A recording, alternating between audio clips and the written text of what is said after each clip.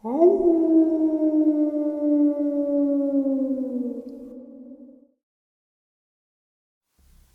greetings and salutations, everyone. I hope you're all doing well today. Well, I said that already. I'm just going to give you guys a bonus upload for this Memorial Day weekend. Before we get into this upload, though, a couple links. As you know, I rely on my Patreon, my PayPal, and my merch store to help the channel to continue to grow and go. Those links are in the description below.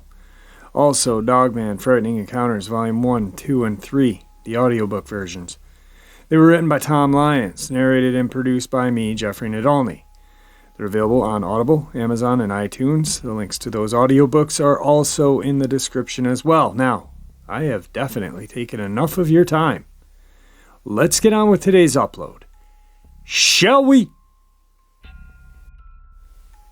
Today's bonus upload is dedicated to all of those brave men and women who fought in the Vietnam War, like my dad and many of your guys' parents, or many of you.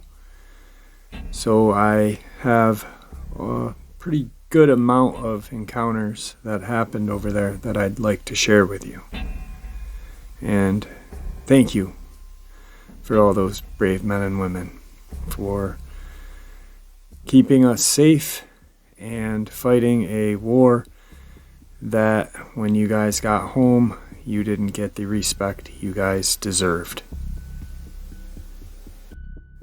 Cam Ram Bay, Vietnam. With binoculars and sonar, people probe Loch Ness for its monster. Expeditions search the Himalayas for abominable snowman. Guards here at the depot watch for Powell's ape.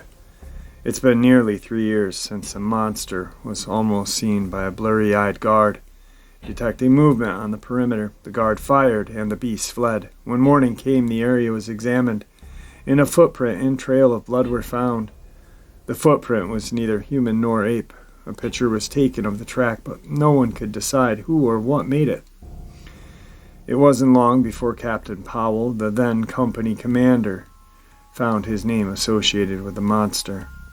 All that remains now is a small photograph on the ammunition area's orderly room wall. Perhaps the legend of Powell's ape is all there ever was, but the guards at the ammunition area here still have something to think about besides Charlie. Army Reporter, 27th of April, 1970. We are all familiar with stories of Sasquatch sightings and even the tales of Yeti in the snow-covered mountains of Tibet. Now it's time to introduce you to the Vietnamese version of Bigfoot. They were taking a breather. The 6-man patrol of the 101st Airborne Division's LRRPs was set up in a protective wagon wheel position, heads facing outward, feet pointed toward the center, as secure a formation as the terrain would allow, and it wasn't allowing much. The behind-the-lines patrol had taken them into a remote and difficult stretch of mountainous jungle in the Central Highlands. The terrain was rugged and steep, and at night the LRRPs had to wedge themselves between trees to keep from slipping and sliding downhill. Wiping the sweat from their eyes and leaning against their heavy rucksacks, the tired LRRPs tended to loosen straps to realign equipment as they rested, all the while watching and listening to the jungle around them. On quiet guard, the 6 soldiers were facing out against a wall of green and brown underbrush, guarding against any Viet Cong who might have tracked them or who might have happened upon them by chance. The combined weight of their rucksacks, weapons, and LBE, the load-bearing equipment harness that held their webbed gear, was 100 pounds or so. The climbing the steep hills with that kind of load took some doing, so the break was a momentary but necessary respite. Gary Linderer was thinking about the surrounding jungle. It was quiet and deceptively peaceful. The forest noises, the occasional rustling of the wind through the trees, the grunts of an animal in the distance, and the sounds of the birds could easily lull a soldier into a false sense of serenity, even though the war was very much around them. However, if anything was out of the ordinary, there was no indication. That is, until a small tree and underbrush just 15 yards uphill began to shake violently. Linderer's attention and the frenzied focus of the other team members turned to the commotion. On guard, the LRRPs brought up their weapons and waited. Linderer was the closest team member to the hubbub. His heart was jumping in his chest as he watched and waited for the intruder. Well, he was ready for the VC soldier. He wasn't ready for the face that peered through the underbrush. If it was a Viet Cong soldier, then it was a damn ugly one. An oblonged head framed with hair-covered face, dark, deep-set eyes lay beneath the prominent brow, and they did nothing to complement the heavy jowls and angry mouth. As it stepped into a small clearing, Linderer could see that matted reddish-brown hair ran down the creature's neck and covered most of its body.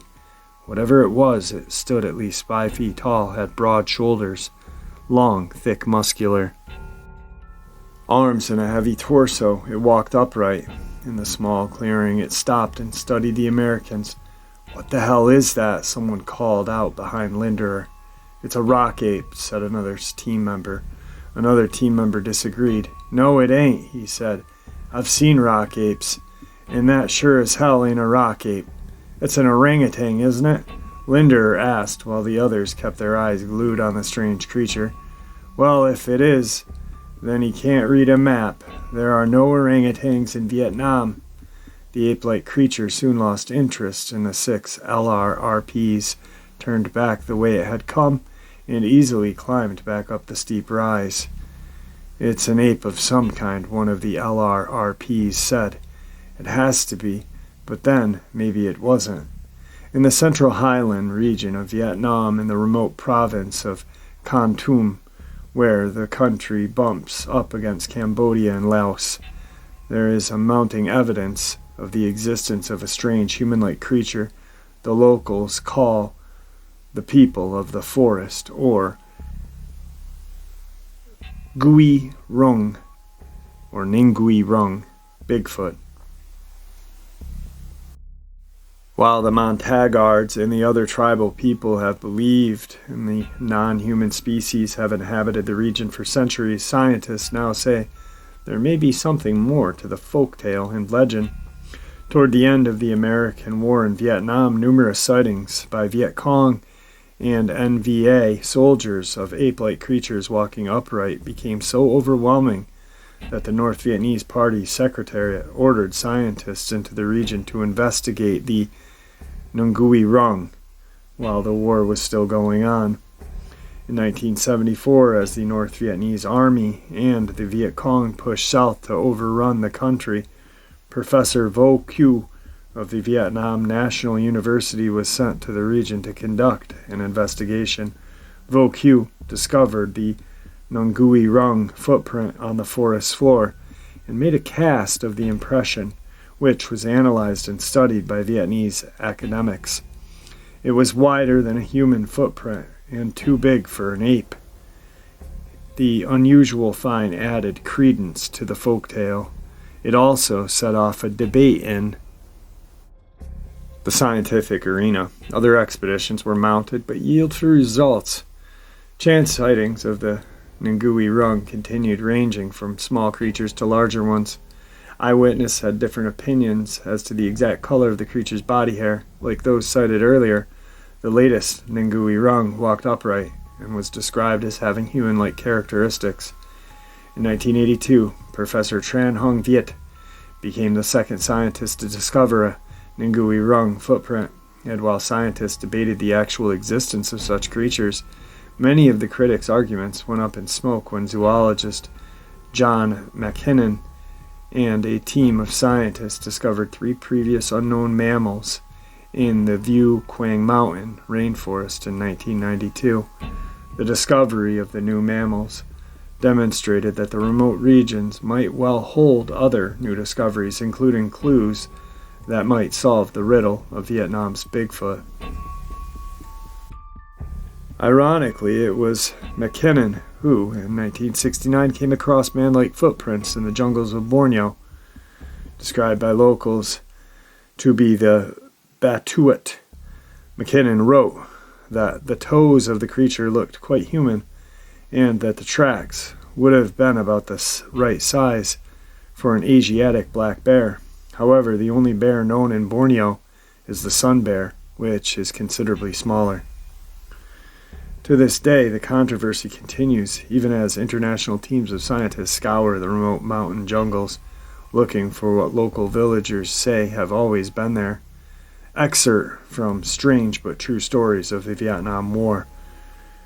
Krieg P.J. Jorgensen. It was 1969. I was on patrol one evening, just before dark, in the North 2 Corps in North Vietnam. We were returning to the hill when we encountered hostile fire. The squad was caught off guard, so we used what cover was available. The fight had been going on for only a few minutes when movement caught my eye. Through the thick vegetation, I saw what I thought was a large man breaking cover from behind my left side. As the thing ran past me, I realized it was no man, and was not really sure what I was seeing. The thing was about 7 feet tall and had an enormous build. Though not completely covered with hair, the thing had reddish-brown hair covering a good portion of its body. It had covered about 30 yards, very quickly passing just within feet of my position. When it got hit by the crossfire, the thing stumbled once or twice, but never fell. All of a sudden, the enemy broke and ran. One even left his weapon behind. They were yelling something, but none of us ever knew what they were yelling. We slowly regrouped and made sure no one was wounded and discussed what we thought we had seen. As it was getting dark and there were hostiles in the area, we decided to get back to the hill. That night we heard several howls sounding very similar to the ones that you have recorded, coming from all over the place. Some sounded like they were just outside of the hooch, and others sounded more than a mile away. There were all kinds of sounds, from whines to growls to sounds that sounded like barks. Needless to say, no one slept very well that night. The next morning, all of us that were on patrol decided to try to track this thing. It took a lot of talking to get the tops to let us go looking for it, but after hearing the same story from the whole squad, he decided to let us have a chance to bring it back. We returned to the area and found a blood trail leading into the jungle. We trailed it for quite some time when we found a body of an enemy soldier that had been almost entirely torn apart. We do not know exactly what happened, but I have a good notion of what may have happened. We basically ran out of the area back to our hill. The rest of the time we were in Vietnam, I never heard the sounds or saw anything like it again. The talk of what we had seen spread very quickly, and some of the locals called it a name that I can neither pronounce or remember, but the translation, if I recall, was stench monkey or foul monkey, something like that. I can't remember for sure. What I do know is that it bothered me so much that I transferred from there to a job on a helicopter so that I wouldn't have to be in the jungle anymore. After returning home to Alabama, when my tour ended, I occasionally heard sounds that reminded me so much of that encounter. It had been years since I left Alabama and moved to west central Illinois. I seldom thought of that day in Vietnam or the things I heard or saw. The recording is exactly what I heard over there. I would close my eyes and still hear the howl in Vietnam. Regrettably, I have mixed feelings about discovering your website revealed that someone else may know what I went through, frightened that there may be something in the area where I now live. I realize that you are interested in pursuing this creature or one like it, but let me warn you from someone who has seen what it is capable of firsthand. Don't. Name redacted. While at an Army military police school, my brother-in-law, Craig Mills of Boise, Idaho, met a Vietnam veteran that recalled a low-altitude Special Force drop in the interior during 67 to 68. It was the middle of the night. There were no villages for 15 miles. For a period of 3 nights, they heard choking and gurgling noises. On the 4th day, they found the upper half of a decomposed Bigfoot creature. It had been blown in half by something, but not them. This was apparently not the noise they had heard. A mate, possibly. This was the speculation that was circulating. They could see into the body cavity, spine, lungs, and such. All was crawling with bugs. There was shorter hair on the head. The eyes were sunk back an inch and a half from the brow line. It had long arms, very large and long fingers.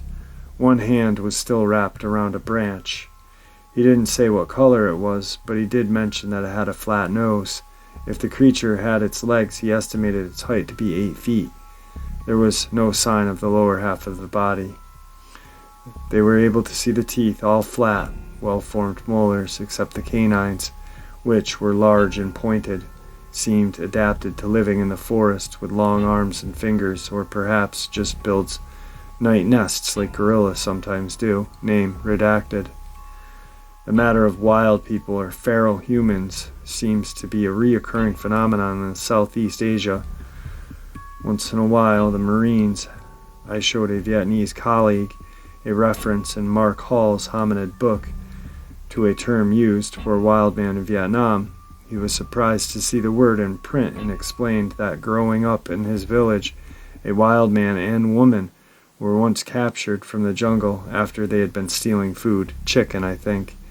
Either they were killed or kept in caged prisons, something unfortunate in either case. They were people, he explained, and not something ape-like by any means. They were very dirty and had long, ragged hair, and I think. He said they could not talk. He seemed to suggest that while this was a rare occurrence, such incidents would be heard from time to time. Name redacted. We ran into them frequently, and I have a friend whose recon position on Dogman was overrun one night by hundreds of them. They made a noise that sounded like a dog barking. In fact, you'd swear it was a dog. One time on the ridge of Nui Moto, about 15 kilometers south of Hue, about 8 of them came walking up the trail and surprised a squad of our platoon while it was stopped for lunch. All hell broke loose because they looked very much like NVA soldiers in khaki, same height, size, color. As they came around the bend in the trail about 10 meters from the unsuspecting GIs. I was with the other 2 squads of the platoon eating our lunch on the far side of the clearing, about 50 meters wide, that spread the 2 elements. The trails wound up the ridge and then through the clearing. All of a sudden, and without any warning, the lone squad opened up with everything they had, M16s, M79s, and hand grenades. I grabbed about 300 rounds of gun ammo and my M60, then ran across the clearing with the platoon sergeant. Everyone else stayed. To the cover of a huge toppled tree that was lying on the far side and close to the point of contact. The Sarge and I looked at each other, nodded, and then came over top, ready to blast away, but what we saw instead blew us away.